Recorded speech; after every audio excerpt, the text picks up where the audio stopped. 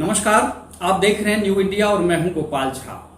हम लेकर आए हैं मुद्दे की बात। आज बड़ा सवाल यह है कि हर साल बोर्ड परीक्षाओं में बेटियां बेटों से आगे क्यों निकल रही हैं। यह केवल एक आंकड़ों की बात नहीं है, यह एक सामाजिक संकेत भी है, एक दिशा जो यह बता रही है कि कुछ तो है जो बदल रहा है और कुछ ऐसा भी है जो पीछे छूट रहा है। बेटियों की लगातार शानदार सफलता यह दिखाती है कि अवसर मिलने पर वे क्या कर सकती हैं, लेकिन साथ ही यह सवाल भी खड़ा होता है कि बेटे क्यों पिछड़ रहे हैं। क्या यह सिर्फ मेहनत का फर्क है या परवरिश, सोच और सामाजिक अपेक्षाओं में कोई खामी? क्या स्मार्टफोन, सोशल मीडिया और गेमिंग का अत्यधिक आकर्षण बेटों को दिग्भ्रमित कर रहा है? क्या स्कूलों में बेटों को उचित प्रेरणा और रोल मॉडल नहीं मिल पा रहे हैं? और सबसे अहम सवाल यह कि यह जो असंतुलन है आने वाले समय में समाज में बड़ी समस्याओं को जन्म देगा। क्या उन खतरों की आहट सुनाई देने लगी है? देखा जाए तो इस डिबेट का मतलब किसी को कमतर आंकना नहीं है, बल्कि एक संतुलित समाज के लिए जरूरी विमर्श खड़ा करना है। आज इस खास चर्चा के लिए हमारे साथ मौजूद हैं 3 शिक्षाविद, सुमन बिश्नोई, रोहतास चुघ और पूनम कुमावत। तो आइए स्वागत करते हैं हमारे एक्सपर्ट पैनलिस्ट का और मिलकर खोजते हैं इन सवालों के पीछे सच और समाधान। आप तीनों का बहुत बहुत स्वागत है। और रोहतास चुघ साहब, सबसे पहला सवाल आपसे है कि जैसे अभी राजस्थान माध्यमिक शिक्षा बोर्ड का परीक्षा परिणाम आया और हमने देखा कि तीनों संकायों में हर साल आमतौर पर हम बात करते हैं कि जो बोर्ड परीक्षाओं में बेटियां बेटों से क्यों आगे निकल रही हैं, इसके पीछे सबसे प्रमुख कारण क्या माने जाए? नमस्कार गोपाल जी। इसमें अगर रिजल्ट्स को देखते हैं जी, तो इसमें कुछ नैसर्गिकता का भी कारण है। बालिकाएं जो हैं वो अपने जो गोल्स हैं उनको लेकर आजकल ज़्यादा फोकस्ड है, वो अनुशासित हैं। इसके अलावा बॉयज़ की बात करें तो वो उनका झुकाव ज़्यादा भौतिकवाद की तरफ हो गया। उनकी प्राथमिकताओं पे बाइक्स, गैजेट्स और उनकी जो टीन एज ग्रुप है वो उस तरफ अपना टाइम गर्ल्स की बजाय ज़्यादा दे रही है, जिसका प्रत्यक्ष प्रभाव जो है वो रिजल्ट्स में भी देखने को मिलता है। इसमें कहीं ना कहीं पॉजिटिव इन्फोर्समेंट की भी कमी है कि मान लो एक स्कूल ने अपना रिजल्ट पब्लिश किया तो 10 में से 8 लड़कियां टॉपर हैं, तो वो 10 का रिजल्ट दिखा रही है। अगर उसके बजाय वो बॉयज़ के लिए उनको सकारात्मक पुनर्बलन देने के लिए यदि अलग से उनका इस तरह से फ्लैक्स लगाया, ये 10 टॉपर्स लड़के हैं और उसमें ज़्यादा से ज़्यादा जब बॉयज़ के फोटोज लगे होंगे उनको प्रोत्साहित किया जाएगा, तो उनमें बाइक को या मोबाइल को लेके कंपटीशन ना होके इन रैंक के अकॉर्डिंग आपस में कंपटीशन रहेगा। एक सकारात्मक उनको जो है वो ऊर्जा मिलेगी। उसके अलावा अपने बॉयज में ये देखते हैं कि वो ऊर्जा का भंडार है नैसर्गिक रूप से। अब उस ऊर्जा को चाहे वो स्कूल है, चाहे वो परिवार है या समाज है, वो कंट्रोल करने की कोशिश करता है। जबकि उसको रेगुलराइज करते हुए उनको सकारात्मक कामों की तरफ, उनको रिजल्ट्स की तरफ और उनको पॉजिटिवली मोटिवेट करके उस तक जोड़ेंगे तो कभी लड़के कभी लड़कियां इस तरह से रिजल्ट्स देखने को मिलेंगे। पूनम, आप क्या कहेंगे इस पे? नमस्कार सर, मेरा ये मानना है इसके पीछे, क्योंकि इसमें कोई एक पर्टिकुलर एक रीज़न नहीं हो सकता। इसमें मेरे अकॉर्डिंग 3 रीज़न मैं रख रही हूँ। पहला, बायोलॉजिकल अगर रीज़न की बात करूँ, क्योंकि बायो एक्सपर्ट होने के नाते फीमेल के अंदर या गर्ल्स में बात करें तो puberty age compare to boys जल्दी आती है और वो मैच्योरिटी लेवल में जल्दी पहुँचती है, तो उनका मैचुरेशन थोड़ा जल्दी है। दूसरा, सोसाइटी, मेरे को लगता है कि सोसाइटी गर्ल्स के केस में बहुत हाइपर रिस्पॉन्सिव होती है। मतलब उन्होंने कुछ भी ऐसा किया या कुछ भी ऐसा एक्ट अगर उनके सामने आता है तो हाइपर रिस्पॉन्स के साथ सोसाइटी एक्सेप्ट करती है उस चीज़ को या उसको ब्लो करती है। मेरे को जो मेन रीज़न सर यहाँ लग रहा है वो है मदर। स्पेसिफिक बात करूँ तो मदर, कि गर्ल्स को क्यों इतना पढ़ने के लिए या इतना ज़्यादा अच्छा रिजल्ट लाने के पीछे एक बहुत बड़ा रोल रहता है मदर का। देखो, मदर अगर मोस्ट ऑफ केस में बात करें तो हाउस वर्किंग है, और मतलब वर्किंग वीमेन होने, हाउस वाइफ रहती है, सॉरी, हाउस वाइफ जो वीमेन है उनको यूँ लगता है कि हमारी कोई ज़्यादा वैल्यू नहीं है, और उनको यूँ लगता है कि हमारी इम्पोर्टेंस फैमिली में बहुत कम है, तो उनको फॉलो करती है उनकी डॉटर्स, और मदर चाहती है अपने डॉटर्स को कि भाई तुम हमारी जैसी मत बनना, अपने पैरों पे खड़ी हो, जिम्मेदार बनो एंड मल्टीटास्किंग बनो, घर का भी काम करना है, फिजिकली भी उनको सेट कर रही है, मेंटली भी सेट कर रही है कि बेटा देख लो, हमारा कुछ नहीं हुआ तो हम झाड़ू पोछे बर्तन बाहर में ही रह गए। वहीं फीमेल उनको एक चीज़ और भी रेगुलर टारगेट करती रहती है कि भाई कितना भी हो तुम्हारे पास बहुत ही लिमिटेड टाइम है, इसी में ही कुछ कर गए तो कर गए, अदरवाइज नेक्स्ट घर में जाके तुम एज ए वर्किंग रहोगी, झाड़ू पोछा यही सब करने वाली हो। तो फीमेल एक लड़की के पास ये टेरर डे फर्स्ट से ही हो जाता है कि मेरे पास बहुत लिमिटेड पीरियड है और मुझे बहुत कुछ करके दिखाना है। इस चक्कर में वो मल्टीटास्किंग भी है,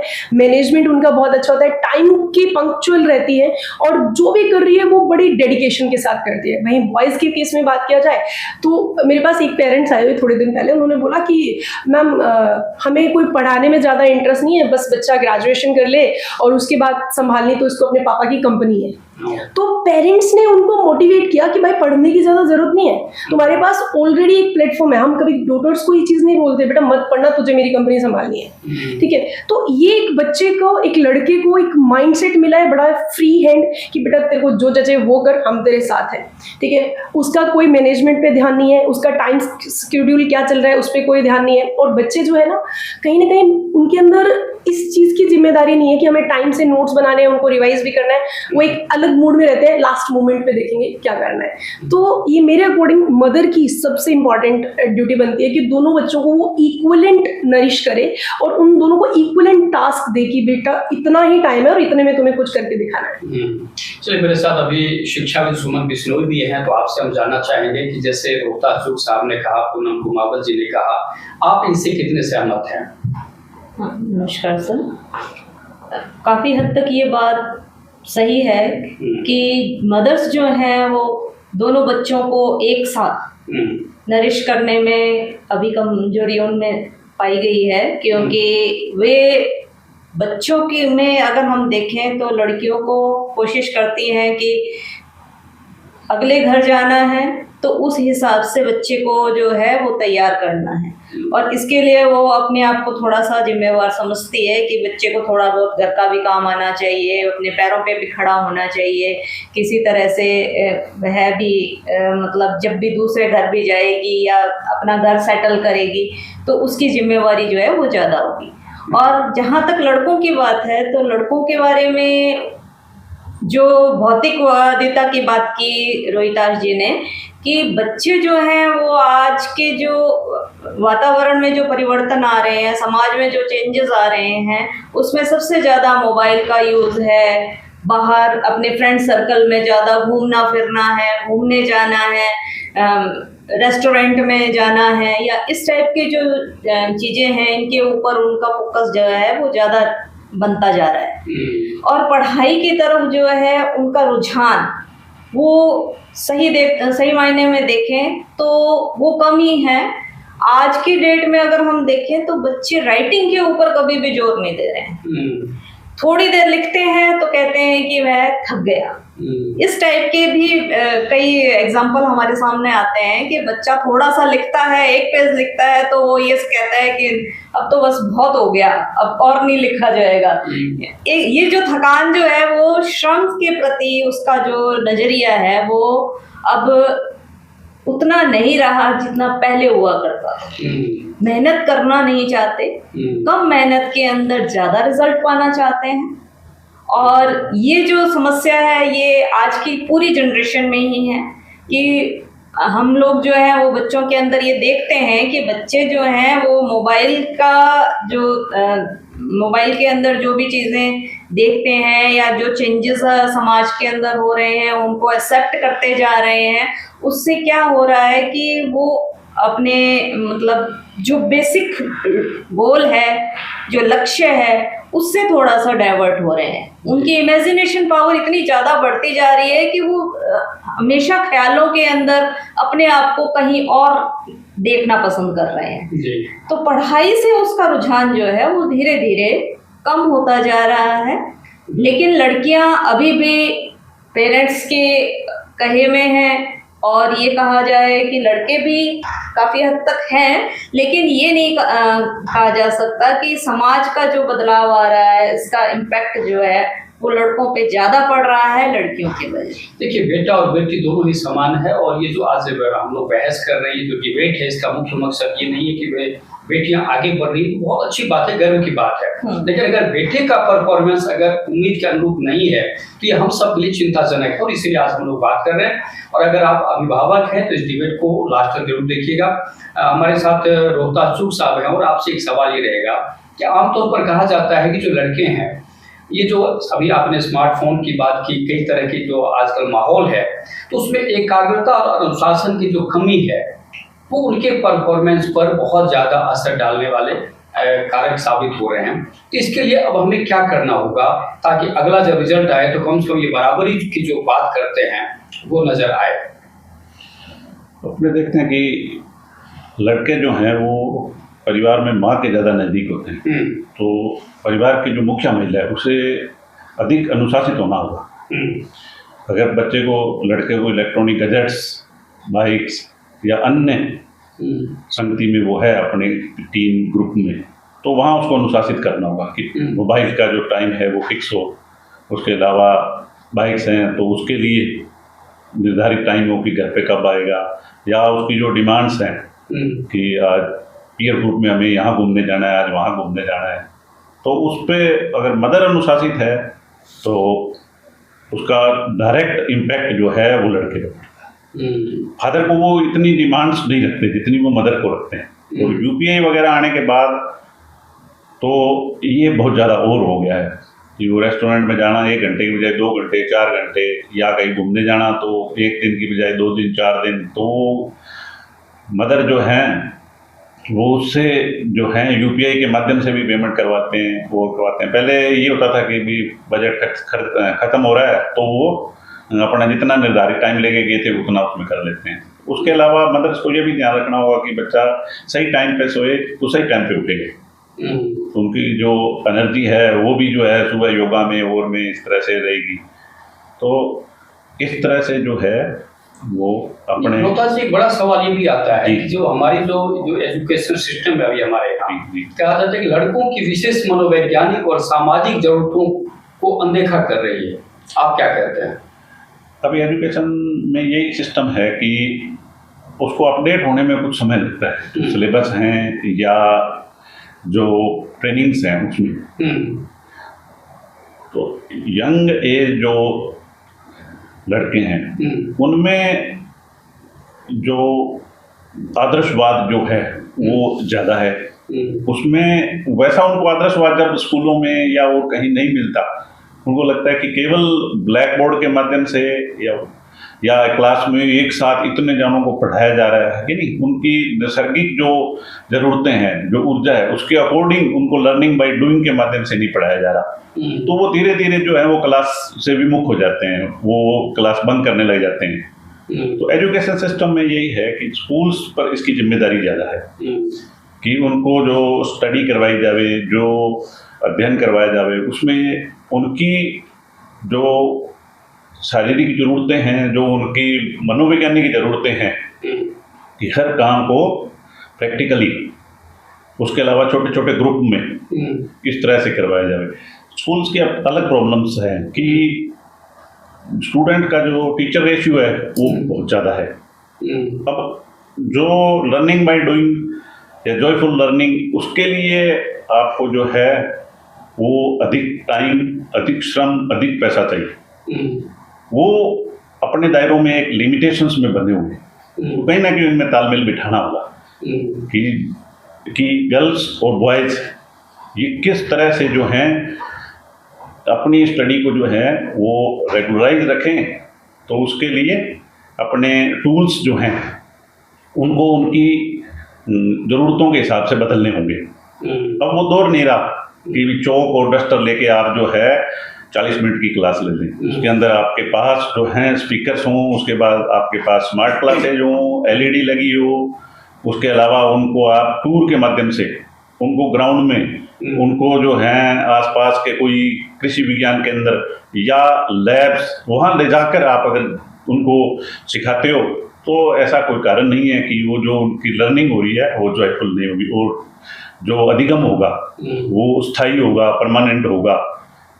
इसमें रिटेंशन रेट जो ठहराव है बच्चों का स्कूलों में, उपस्थिति है वो भी बढ़ेगी और वो बड़े चाव के साथ स्कूल की तरफ आएंगे। तो कहीं हम उनकी जो नैसर्गिक जरूरतें उनको अगर नज़रअंदाज करते हैं तो उनके लिए जो वो क्लास है वो एक बांधे रखने का एक माध्यम बन के रह जाती है। तो वहाँ आप 10% 20% स्टूडेंट्स हैं जो उसमें लर्निंग करते हैं, बाकी तो जो हैं वो अपने आप को बंधा हुआ महसूस करते हैं। और यदि हम अपने टूल्स और अपनी विधि बदलेंगे, अपनी लिमिटेशंस जो हैं स्कूलों की उनसे पार पाकर यदि उसको अडॉप्ट करते हैं तो नो डाउट बहुत अच्छे रिजल्ट्स मिलेंगे। चलिए पूनम जी, आप बता दीजिए कि क्या स्कूलों में लड़कों को प्रेरित करने वाले रोल मॉडल और वातावरण की कमी है? मैं सर ना केवल स्कूल की बात करूँगी, यहाँ पे मेरे अकॉर्डिंग पहली एजुकेशन सिस्टम हमारे पेरेंट्स से मिलता है, ठीक है। तो यहाँ पे ना केवल स्कूल पे हम अकेला बोल सकते हैं क्योंकि पहली एजुकेशन सिस्टम पेरेंटिंग से होती है। आज के पेरेंट जो है ना वो ये बात सोचते हैं कि भाई हम अपने बच्चों को वो दें जो आज तक हमें नहीं मिला, उस चक्कर में वो उनको सब कुछ दे देते हैं जो उनकी इस एज के लिए वो लायक नहीं होती है चीज़ें, ठीक है। यहाँ पे पेरेंट्स को ये सोचना चाहिए कि अपने बच्चों को वो डिलीवर करें जो उन्होंने अर्न किया है, अपने संस्कार, अपनी सहनशीलता, अपना जो एक्सपीरियंस है, अनुभव, और अपने आइडेंटिटी बनाने का जो रास्ता या यात्रा थी वो उन बच्चों के साथ शेयर करें और उनको बताएं कि यहाँ पे कोई लड़का या लड़की स्पेसिफिक जेंडर वाइज बात नहीं चल रही है। अपनी पहचान बनाना और वेल एजुकेट होना हम सबकी या बच्चों की, चाहे लड़का और लड़की दोनों को इक्वलेंट वो रहती है नीड। दूसरी बात करें एजुकेशन सिस्टम में मेरे अकॉर्डिंग चाहे चौक मिले, बोर्ड मिले या कोई डिजिटल प्लेटफॉर्म मिले, मेन टास्क है कि जो यहाँ पे मेंटोर है, टीचर है, उसकी मैं सबसे बड़ी रिस्पॉन्सिबिलिटी मानती हूँ क्योंकि बच्चा बिल्कुल कोरा कागज है, उसको नहीं पता कि उसके लिए क्या सही है क्या गलत है। पहला उसको एजुकेशन प्लेटफॉर्म मिलता है पेरेंट्स से और दूसरा मिलता है टीचर से। ना चाहते मुझे ये बोलनी पड़ रही है कि टीचर का आज एक ही माइंडसेट है कि भाई सिलेबस कंप्लीट कराओ और कंपटीशन एग्जाम में उसको बैठा के उसका एक रैंक दिला दो। उसके लिए ये चीज़ मायने नहीं रख रही है कि बच्चे को सबसे पहले एक अच्छा इंसान और एजुकेशन की एक सही वैल्यू दी जाए। That is a very mandatory task, I think so. और अगर ये मेंटोर कर रहे हैं तो चाहे वो बच्चे को कैसे भी पढ़ा रहे हो, वो बच्चे की उस जगह तक नोक कर पाएंगे जहाँ पे वो फ्लक्चुएट कर रहा है या डिस्टर्ब हो रहा है। चलिए अब सुमन जी, आपसे हम जानना चाहेंगे कि अभी जैसे हम बार बार ये बात कर रहे हैं कि भाई लड़कियां आगे जा रही हैं और लड़के पिछड़ रहे हैं, अगर यही ट्रेंड बना रहा तो इसका समाज पर क्या दूरगामी असर होगा? आज समाज के अंदर जो चीज़ हम ये देख रहे हैं कि लड़कियां जो है वह आगे आ रही हैं और लड़के धीरे धीरे पिछड़ते जा रहे हैं, और ये रिजल्ट्स के अंदर हम लोगों ने देखा है। तो ये जो असर आ रहा है समाज के ऊपर, इसका समाज जो है वो धीरे धीरे डिपेंड हो रहा है, दूसरी तरफ जा रहा है कि दोनों को मिलकर ही काम करना पड़ेगा। आज जो समाज की परिस्थितियां ये है, जितनी महंगाई बढ़ रही है, जितना पूरे समाज का रूप बदल रहा है, इसके अंदर हम ये लोग महसूस कर रहे हैं कि जब तक दोनों पीयर के अंदर दोनों वर्किंग में नहीं रहेंगे तब तक जो है वो अपना जीवन या सर्वाइवल जो है वो काफ़ी मुश्किल है जी। तो इसलिए दोनों ही बच्चों को आगे की तरफ आना पड़ेगा और ये उनकी मजबूरी भी हो जाएगी। ऐसा नहीं है कि ये हम आज ये सोच रहे हैं कि लड़कियां आगे निकल जाएंगी तो वो आगे लड़के जो है वो पिछड़े ही रहेंगे। दोनों को मिलकर ही आगे आना पड़ेगा। इसलिए हाँ, दोनों को ही पढ़ना पड़ेगा। और ये इसके लिए सबसे ज्यादा पेरेंट्स जो है वो, क्योंकि बहुत ज़्यादा समय जो है वो पेरेंट्स के साथ बच्चे बिताते हैं, फिर उसके बाद वो अपने पीयर ग्रुप में बिताते हैं, फिर उसके बाद वो स्कूल में बिताते हैं। टीचर का तो लगभग यही रहता है, जैसे पूनम जी ने बताया कि सिर्फ सिलेबस पूरा करवाना जो है वो इनकी जिम्मेवारी बन गई है, और अच्छे नंबर आ जाए बच्चों के और एक ग्रेड आ जाए, कंपटीशन फाइट कर हमारा ले। सवाल तो ये है कि लड़कों को अच्छा नंबर भी नहीं मिल रहा है, ये सबसे बड़ा सवाल है आपकी। सवाल बिल्कुल आपका सही है। तो लड़कों का जो है उनको भी आगे आना ही पड़ेगा, और ये धीरे धीरे जो टीचर्स के द्वारा अगर मोटिवेट किया जाए लड़कों को, और पेरेंट्स के द्वारा मोटिवेट किया जाए, समाज के लोगों के द्वारा किया जाए, सबको मिलजुल कर ही प्रयास करने पड़ेंगे, ताकि बच्चे जो हैं भौतिकवादिकता से हटकर वापस से अपने लक्ष्य या गोल को फोकस करें और उनके हिसाब से वह आगे की तरफ बढ़े, उसी हिसाब से अपना टारगेट निर्धारित करें। चलिए अब रोहतास जी से जान लेते हैं कि अगर यही स्थिति रही, खासतौर पर हम बार बार ये जिक्र कर रहे हैं कि सिर्फ हम परिणाम की बात करें, परीक्षा परिणामों की, और उस सब टॉपर होते हैं वो लड़कियां होती हैं, लड़के नहीं होते हैं, तो लड़के क्या कर रहे हैं, ये बड़ा सवाल है। इसी पे आज हमारी ये चर्चा है। रोहतास जी, अगर यही हालात रहे तो क्या यह असंतुलन पुरुषों में सामाजिक विकृतियों को जन्म दे सकता है? जी, ये अपने को अभी भी दृष्टिगोचर होने लगा है कि आज यदि अपने कंपटीशंस के रिजल्ट्स देखते हैं तो उसमें ये देखने में आता है कि महिलाओं की जो सीट है उसमें तो महिलाएं चयनित हो रही हैं, और उसके अलावा जो सामान्य सीट्स हैं पुरुष और महिला दोनों वर्ग की, तो उसमें भी महिलाएं की संख्या काफ़ी है। तो उससे दिख रहा है कि जो जॉब्स में है, जो प्राइवेट जॉब में, वहाँ भी आजकल ये दौर है कि सेल्समैनशिप या दूसरे में बैंकों में और में तो वो महिलाओं को प्राथमिकता दे रहे हैं, क्योंकि वो पुरुषों की तुलना में वहाँ ज़्यादा समर्पण से और ज़्यादा अनुशासित होकर वर्क कर लिए, और उनके रिजल्ट्स भी अच्छे देखने को मिलते हैं जो भी नियोक्ता है उसको।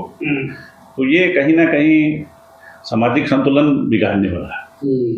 पूनम जी, यही सवाल है, इसको मैं थोड़ा अलग तरीके से कहना चाहूँगा कि अगर यही हालात रहे, जैसे रोहतास जी बता रहे हैं कि भाई ये पिछड़ापन, ये जो बेरोजगारी की तरफ ये संकेत दे रहे हैं, तो अगर आने वाले वर्षों में यही स्थिति रही लड़कों को लेकर, तो ये जो पिछड़ापन है लड़कों का, वो आर्थिक असमानता या बेरोजगारी को भी बढ़ा सकता है। बिल्कुल बढ़ा सकते हैं सर। मतलब यहाँ पे सिर्फ आर्थिक तो एक अलग मुद्दा है, आने वाले टाइम में बहुत सारी चीज़ें और भी बदलने वाली है, क्योंकि जब एक लड़की को उसके इक्वलेंट मेंटलिटी वाला पार्टनर नहीं मिलेगा तो डेफिनेटली कुछ ऐसी विकृतियां आने वाली है, जिसका हम आज से ही कुछ एग्जाम्पल हमारे सामने हैं।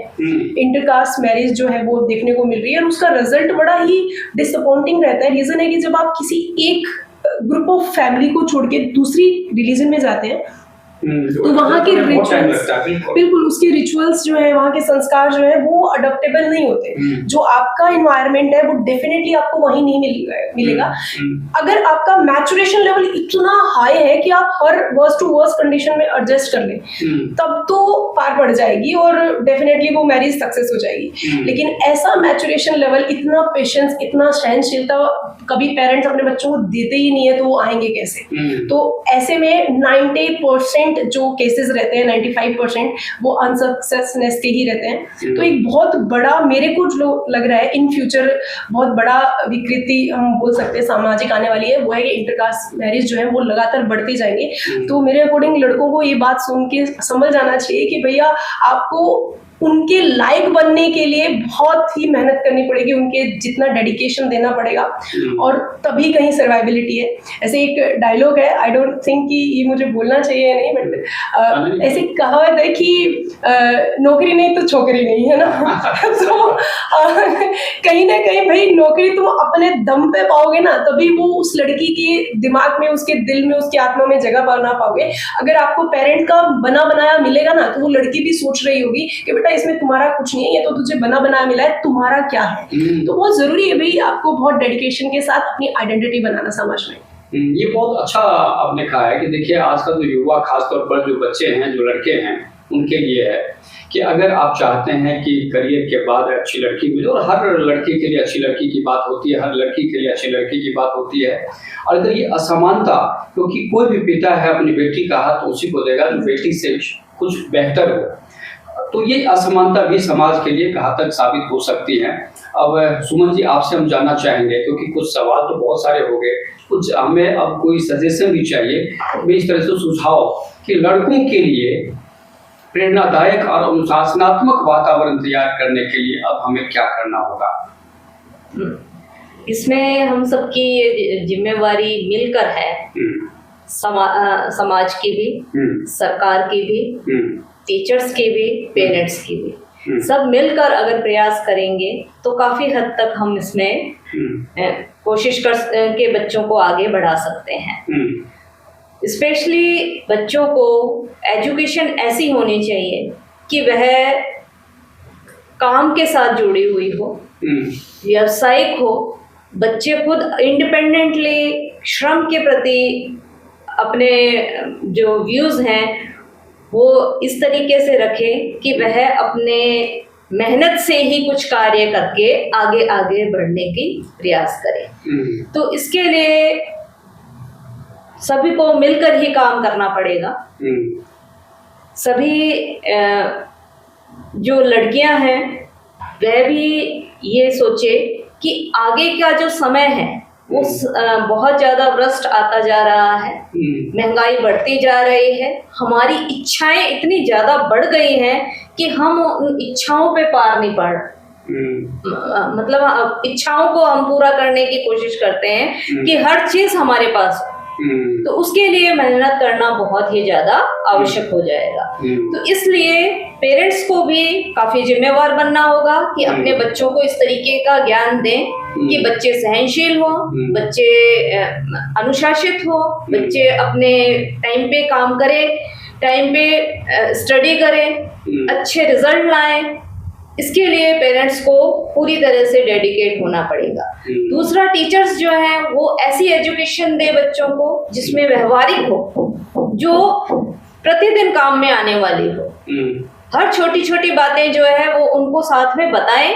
सिर्फ सिलेबस पाठ्यक्रम ही हमारा टारगेट नहीं होना चाहिए। हमारा टारगेट ये होना चाहिए कि बच्चों को व्यवहारिक शिक्षा दें, समाज के प्रति जागरूक बनाएं, श्रम के प्रति निष्ठावान बनाएं।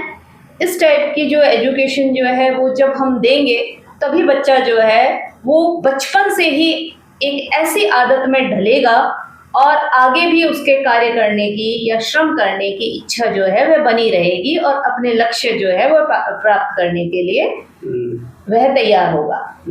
सरकार को अपना पाठ्यक्रम इस तरीके का बनाना चाहिए कि जिस तरीके से चीन में एक एक बच्चा घर के अंदर ही कुछ चीज़ों को प्रोड्यूस कर रहा है, छोटा बच्चा जो है वो भी काम कर रहा है। तो इस तरीके की जो एजुकेशन है वह अगर बच्चों को दी जाए तो बच्चे जो है स्कूल में सीखेंगे और घर में भी वही चीज़ें जो है वो निर्माण करेंगे। तो निर्माण करने की जो पाठ्यक्रम है इस तरीके का होना चाहिए कि बच्चा जो है व्यावसायिक शिक्षा के साथ साथ उसके कई चीज़ें जो खुद डेवलप करने की हैबिट जो है वह उसके अंदर आए। तो पाठ्यक्रम जो है वो बिल्कुल रियलिस्टिक होना चाहिए। ये नहीं कि हम तो आपसे यही करना चाहेंगे कि आज जो हमारी चिंता है वो ये है कि जो परिणाम आ रहे हैं वो बहुत ही असमान है, क्योंकि लड़कियां तो बहुत अच्छा कर रही हैं, लड़के पिछड़ रहे हैं और लड़कों को अब हमें बराबर लाना है, लड़कियों के बराबर। इसके लिए हम बात करें कि हमें क्या प्रयास करने की जरूरत है। रोहतास जी, लास्ट में क्या सुझाव देना चाहेंगे आप? सुझाव, इस रिजल्ट्स को अगर देखते हैं, टॉपर्स को देखते हैं तो वहाँ असमानता दिखती है। हाँ, सिर्फ टॉपर्स की बात कर रहे हैं। बाकी रिजल्ट्स को देखते हैं तो लड़कों ने भी अच्छा नंबर्स गेन्स किए हैं। हाँ, नहीं सिर्फ टॉपर्स की बात टॉपर्स में है तो उसके लिए हमें ये प्रयास करने होंगे कि जैसे कि बताया था कि भी लड़कों को पॉजिटिव इन्फोर्समेंट के तहत उनका भी जो है वो प्रचार प्रसार में उनको सम्मानित करने के लिए जो है और उनमें आपस में जो इस कंपटीशन बढ़ाया जाए कि भी आपकी जो है अलग मेरिट लिस्ट जारी होगी लड़कों की, तो उसमें कहीं ना कहीं वो एक दूसरे से आगे निकलने के लिए जो है वो प्रयास करेंगे और पहले से अधिक फोकस्ड और अनुशासित होंगे। तो वहाँ तुलना की जाती है क्लास में, घर में लड़की के साथ, तो दोनों बायोलॉजिकल अलग अलग है ना, दोनों की अलग अलग मनोवैज्ञानिकता है। तो इसलिए जो है लड़कों को भी जो है वो पूरी तरह से प्रोत्साहन उतना नहीं मिल पा रहा जितना लड़कियों को दिया जा रहा है। तो वो यानी अब उल्टा हो रहा है। पहले तो हम कहते हैं कि लड़की बेटी पढ़ाओ बेटी, और अब हम बेटों को पढ़ाने की बात हमें करनी पड़ेगी। और पूनम जी, लास्ट में आप क्या कहना चाहेंगे इस मुद्दे पर लड़कों के लिए? सर मेरे को ऐसा लगता है कि लड़कों को और लड़कियों को पढ़ाने के लिए रोहतास सर ने एक बार थोड़ी देर पहले एक बात बोली थी कि जब उनके पास कुछ गर्ल्स आती हैं अपनी प्रॉब्लम लेके कि वो बोझ क्यों हैं, तो एक बहुत ही ब्यूटीफुल रिप्लाई करते हैं कि भाई हम सोने को बड़ा संभाल के रखते हैं, लोहे को नहीं। पहला तो ये मिथ हमें निकालना पड़ेगा। बच्चे दोनों ही हमारे लिए सोना है, दोनों ही जरूरी है ना, और दोनों ही बहुत ज़रूरी हैं। यहाँ पे लोहा कोई नहीं, अगर लोहा है तो वो अपने आप को फॉर ग्रांटेड ले लेगा और उसके डेफिनेटली जंग लगेगी है ना। तो पहले तो दोनों बच्चों को हमें ये रियलाइज करवाना पड़ेगा कि दोनों की पहचान अपनी अपनी बनाए रखने के लिए उनको जी तोड़ मैनेज्ड वर्क करना पड़ेगा, मेहनत करनी पड़ेगी, डेडिकेशन के साथ काम करना पड़ेगा। और जब दोनों बच्चे अपने परिवार से ये चीज़ सीख कर आगे बढ़ेंगे तो एक अच्छा एजुकेशन सिस्टम उनको फिर एक साथ ही आगे बढ़ाएगा, क्योंकि दोनों की समझ बड़ी परिपक्व हो चुकी है और वो आएगी बातचीत से। मेरे अकॉर्डिंग पेरेंट्स अगर अपने बच्चों के साथ दोनों को बिठा के ये जेंडर गैप हटा कर बात करें कि हमारे लिए तुम दोनों बच्चे हो और दोनों का करियर हमारे लिए बड़ा ही इंपॉर्टेंट है, तो ऐसा अगर माइंडसेट वाला बच्चा टीचर्स तक आता है तो वो दोनों इक्विवेलेंट अप्रोच करेंगे किसी भी रैंक के लिए। चलिए, आप तीनों ने बहुत ही अच्छे तरीके से इस मुद्दे पर अपनी अपनी बात रखी। आप तीनों का बहुत बहुत धन्यवाद। ये है शिक्षाविद रोहतास चौक पूनम कुमावत और सुमन बिश्नोई, जिन्होंने आज ये जो टॉपर्स हैं बेटियां, ये बहुत खुशी की बात है, मैं बार बार कह रहा हूँ, बहुत खुशी की बात है, गर्व की बात है कि बेटियां बेहतर प्रदर्शन कर रही हैं एजुकेशन सिस्टम में, एजुकेशन के मामले में। लेकिन बेटों का पिछड़ना कहीं न कहीं चिंता का विषय है और हमें लगा कि इस मुद्दे पर आज हमें बात करनी चाहिए। और आज की जो बातचीत है बहुत ही सार्थक रही। अगर इस बातचीत पर आपकी कोई प्रतिक्रिया आए तो हम उसका स्वागत करेंगे। कमेंट बॉक्स में जरूर अपनी प्रतिक्रिया दें और बने रहिए न्यू इंडिया के साथ।